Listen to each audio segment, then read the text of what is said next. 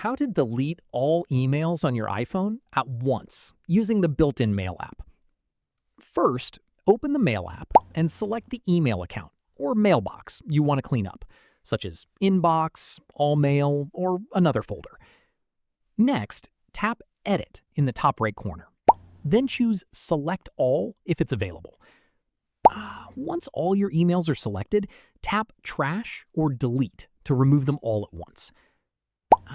If you don't see a Select All option, your email provider may not support deleting every message in one step from the iPhone Mail app.